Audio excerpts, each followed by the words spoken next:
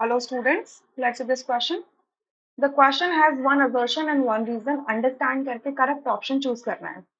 So assertion कहता है for the reaction H2 gas plus I2 gas giving you 2HI gas, if the volume of the vessel is reduced to half of its original volume, the equilibrium concentration of all the gases will be doubled. ठीक है. अब देखो पहले assertion समझ लेते हैं. ये आपका क्या है? कंटेनर है.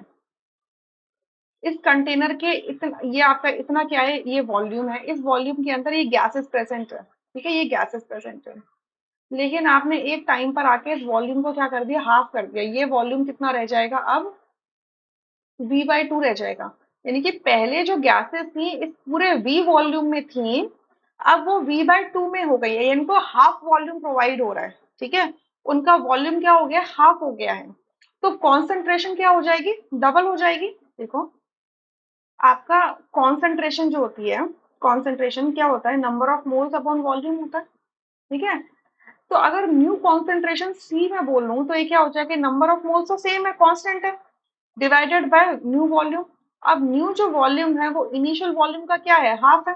So it is n upon V by two कर दोगे. एन अपॉन वी क्या है? कॉन्सेंट्रेशन, यानी कि टू टाइम्स ऑफ कॉन्सेंट्रेशन हो जाएगा. तो वॉल्यूम हाफ करते ही कॉन्सेंट्रेशन क्या हो गई है? डबल हो गई है. तो अगर कॉन्सेंट्रेशन डबल हो गई है, the equilibrium concentration of the यहाँ लिखा है the equilibrium concentration of all the gases will be doubled. So इसका मतलब क्या है? ये क्या बिल्कुल ट्रू हो रहा है. ठीक है, जितनी भी गैसेस हैं सबकी कॉन्सेंट्रेशन क्या हो रही है? डबल हो रही है. ट्रू है ये स्टेटमेंट. ठीक है, अच्छा अब ट्रू हो रही है. तो अब यहाँ पर रीजन में कह रहे हैं according to Le Chatelier's principle the reaction shifts in the direction that tends to minimize the effect of the stress. It is absolutely true. Lee Chatelier principal यही कहता है कि अगर आपका इक्विलिब्रियम स्टैब्लिश हो गया है और अगर आप उस इक्विलिब्रियम पर कोई भी स्ट्रेस डालते हो, ठीक है, कुछ भी स्ट्रेस डालते हो, चाहे प्रेशर, वॉल्यूम, कैटलिस्ट का इफेक्ट, इनर्ट गैस का इफेक्ट, किसी भी चीज का इफेक्ट डालते हो, कॉन्सेंट्रेशन इफेक्ट डालते हो, तो आपका जो इक्विलिब्रियम है वो उसी डायरेक्शन में मूव करेगा जहां पर वो स्ट्रेस मिनिमाइज हो जाए. क्लियर? सो यह बात बिल्कुल सही है. बट आप ये देखो असर्शन और रीजन दोनों ही ट्रू हैं. बट ये जो इक्विलिब्रियम कॉन्सेंट्रेशन है गैसेस की जो डबल हो रही है, इसको ये रीजन जो है करेक्टली एक्सप्लेन नहीं कर रहा है. क्लियर? इस तरीके से एक्सप्लेनेशन नहीं दिया गया है. इस वजह से आपका सेकेंड ऑप्शन करेक्ट होगा, rest options would be incorrect.